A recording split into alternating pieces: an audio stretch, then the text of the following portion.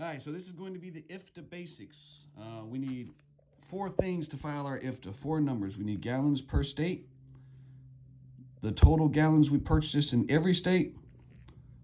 We need to know the miles we travel per state, and we need to know the total miles of all the miles we traveled. And this is for each quarter. So right now, today, what I'm filing is 2020 quarter 4, which is October, November, and December. All right. So once you get these 4 numbers, you can file. This is the IFTA basics. This is all it is. IFTA basics right here. Gallons per state, total gallons, how many miles did you travel in each state, and total miles. These gallons per state are from fuel receipts. We'll add them all up. I'll show you how to do that. And miles per state, I'm pulling these off my e-log provider, and I'm adding them all up to see what my total miles are. Then I can file. Once you do this, you're 75% done, pretty much. Filing is pretty simple. You got 2 different ways to file, which is by paper or by online. And I definitely recommend filing online if you can. I think today I'm going to have to file by paper because last 2 or 3 times I tried to, last 2 or 3 times I logged on to Louisiana.com, Department of Revenue, to file. They're having problems with the login system, so I've been having to do it by paper. So we'll see. Okay, so this is what I do when I come back from over the road. I take all my paperwork that I collected and I put it on the stack on my desk, and I separate it out. All my field receipts will go over here, BOLs will go over here, and all my stuff that I'm saving for taxes I'll put in another category. So you'll see right here I already started separating this. This is separating from date. So this is November. Is it? Yeah, November. And this is November too. I won't have many field receipts to show you because I didn't go out that much these last 3 months. So that's what I'm about to do. Go ahead and organize all these and put my field receipts in category by month so I can start to count them up on my pad over here. I have everything separated. Looks like I only got field receipts for the month of November. I'm doing quarter 4 2020. I didn't go out in October and I didn't go out in December. So I got my folder here. This is what everything will get stored into 2020. Usually I put IFTA in front of quarter 4. I just switched up for some reason when I wrote it. But 20. So this will be stored here. So I got my notebook here that I'm writing down my totals. And so now what I'll do here is I'll take each field receipt and I'll find the gallons like this right here. Find the gallons, 74.8. And remember, so you can only take whole numbers. So on this number, the only thing that's going to come is 75. See this 0.8, anything 5 and above is going to get rounded up. So this is going to be 75 gallons, right? So if it was 74.4, it'd be 74, right? So let's just take this North Carolina. So now what I'm going to do is I'm going to see where it's at. It's North Carolina. So I'm going to come over here, write North Carolina. Then I'm going to write the 75. All right, and put it. So once I count one, I'll just take it and I'll put it over to the side. And I'll just keep on going through the list. I want to make sure that if you have any of these, if you pay cash for fuel like I do sometimes, I pay cash. I'll get 2 receipts, one to keep in my IFTA and one to keep over here in taxes. So that way I still make sure that I claim that as a expense. So that's it. That's what I'm about to do for each next one. See, this one's going to be 85 gallons since it rounds down. 85 gallons for Virginia. So let's just write Virginia. Oop, 85. All right, so I'm just going to do this with each receipt until I get the totals, and I'll be right back. All right, well, I guess that's all I have. If there's going to be super easy this time to file, because if you've been out all 3 months, you know, you're going to have a lot more field receipts to add up. This is it. I guess I was only out those 2.5 weeks this quarter. So, yeah, I'm just going to add these up. So basically, these are already added up. the states that only have 1 field receipt, what I usually do is I just circle it. You know, I'll circle the totals. But really, I don't even need to circle these totals since they're all there. I just need to add up this 85 and 66. So we'll do 85 plus 66. 151. So I'll write that 151 and total it there. So then what also you need is a total gallons. I'm trying to learn how to write in lowercase letters. I always write in uppercase. Let's see. So total gallons. All right. So we'll just add them up. It's really simple. Let me see if I can film it. Really no sense in me adding this up on film, but just to show you, right? So we got, let me see how you do it. All right. So we got 75 plus 151 plus 73 plus 41 plus 83 plus 94 plus 90 plus 53 equals 735. So 735 total gallons. So these are the numbers that you'll need to input for IFTA, all right? You'll need the total gallons number, and you'll need the gallons per state.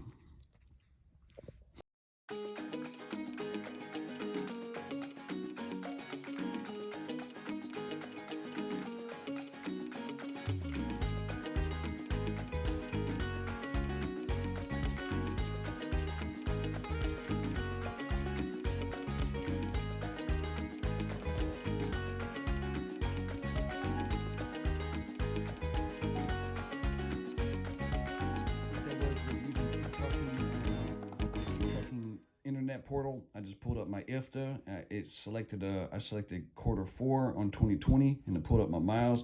So I wrote all my miles down to the nearest mile, and I rounded them up or down, and I added them all up in my calculator already, and it's going to be 5,058. So one extra mile than it said. So definitely round these up or down according to where they need to go, rounding up or down off your app. Then add these all back up to make sure it matches this. So now I can continue with the filing.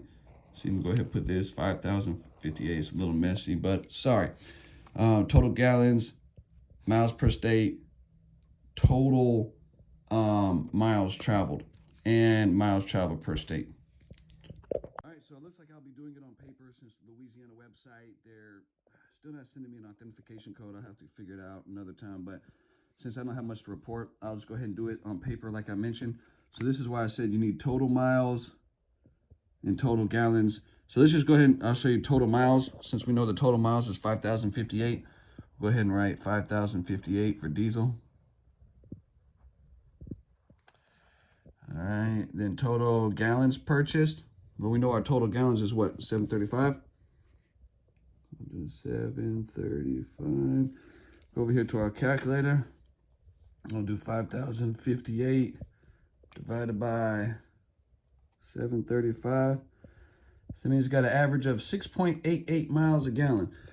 Now, this is the only thing they want a decimal on. They do want this by 6.88, only 2 decimal places. So average fuel mileage. Not bad. Not bad in my pre-emissions motor, huh? Jurisdiction. So all jurisdiction is these states. So I'll write each one of these jurisdictions down right here, just like this would be Alabama. So real little space. So I'll go ahead and write those down and I'll be right back. For fuel type, you're going to want to write diesel all the way down.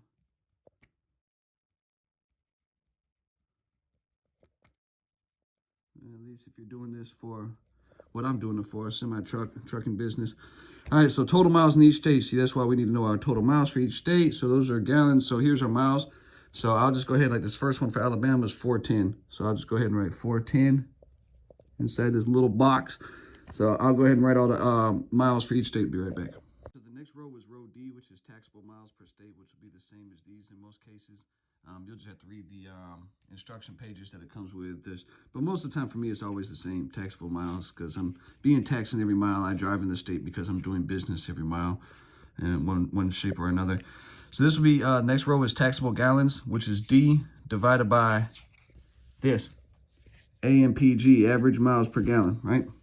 So we're going to go D, which is this row, divided by our miles per gallon. So for example, Alabama would be 410. Right here, it'll be 410. Ooh, that's not right. 410 divided by 6.88. which would be 59 point, yeah, I think they just went whole number, so it'd be 60. So to see this 5 would round up to 60. So I'll just go ahead and write 60. It was kind of weird filming this on the phone and writing at the same time. All right, boom, 60. So I'll do that with each one. So like I said, it's just this number divided by your miles per gallon. And so in my case, you know, from these two numbers, I got 6.88. So I'll take each one of these numbers, divide them by 6.88, write them down right here, and I'll be right back. Okay, so now that I have all these numbers here, my taxable gallons, this next row, which was simple, right? It was just taking these taxable miles, 510, dividing them by 6.88, you get 74. I did that on each number, right? Pretty simple, just simple math. It looks like a lot, but it's all just little simple math. So 7 is tax paid per gallon, so that's why we had these numbers here. So this is how many gallons we bought in each state. So technically we already paid tax on these gallons. So you just, what I'll do here is I'll go to like North Carolina, find North Carolina. Right here, this North Carolina, what is this? This 1081. Let me look at it. So I paid 75 gallons. I paid 75 gallons here. So now I'm just going to go back onto each one of these states, like VA 151.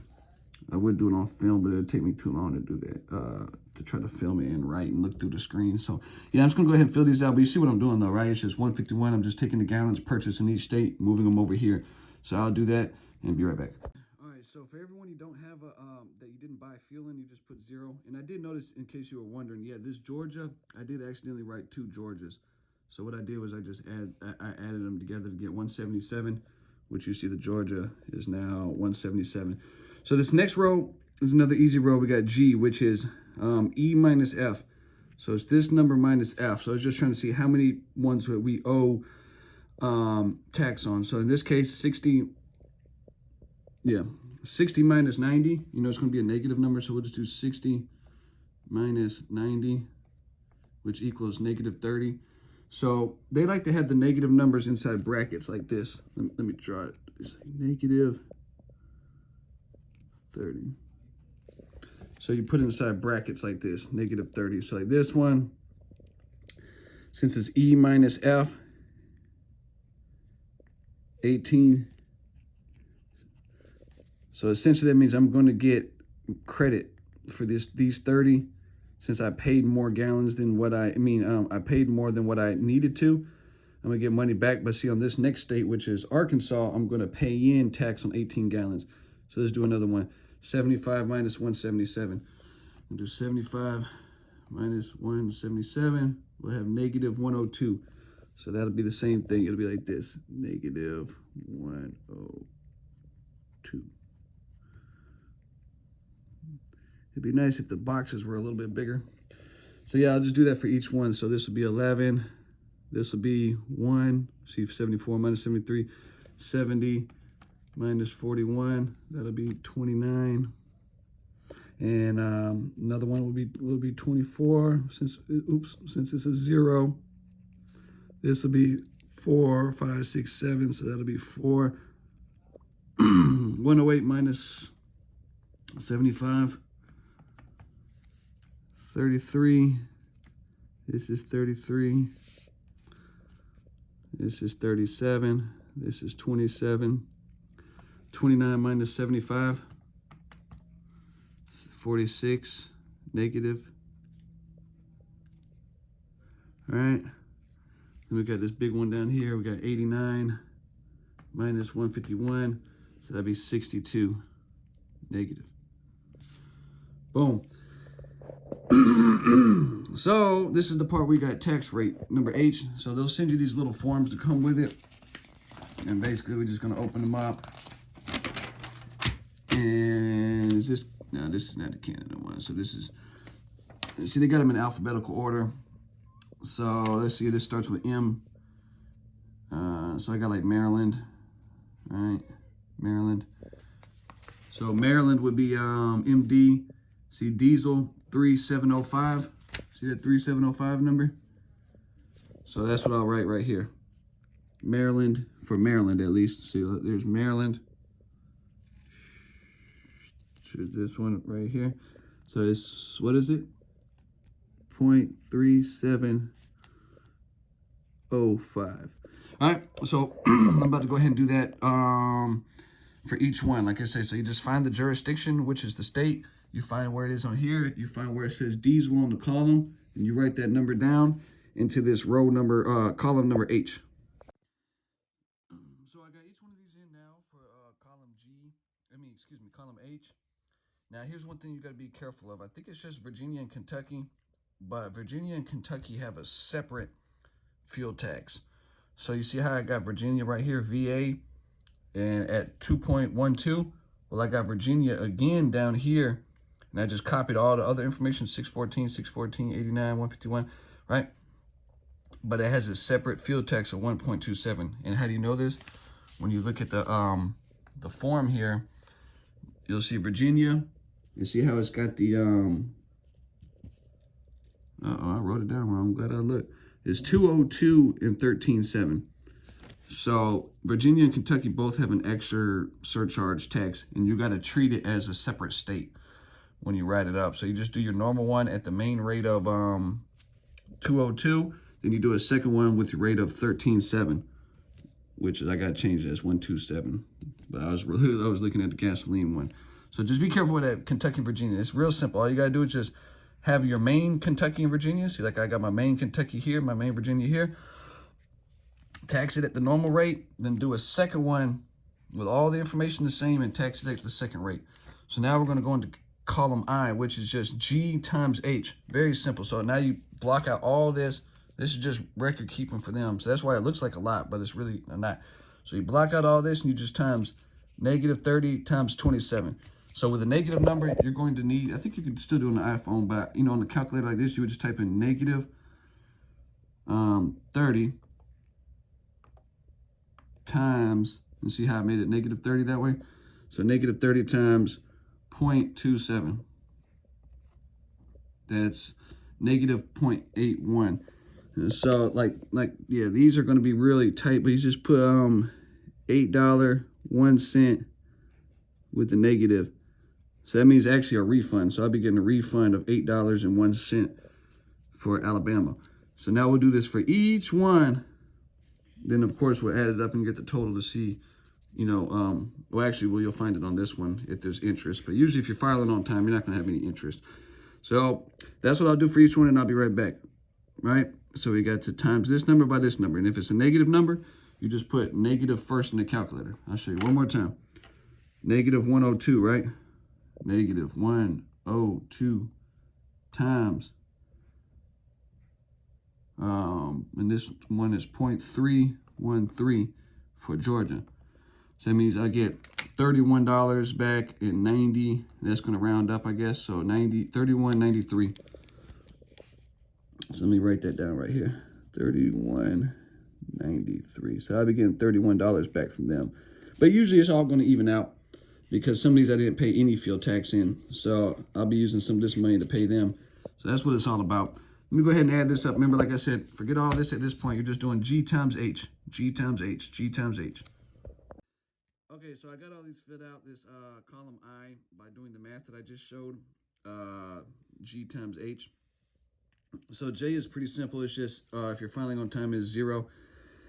And K is I plus J. So in this case, if you're filing on time, it's all zeros. Since I'm filing on time, it's all zeros. Then I'll just take these numbers and move them over here.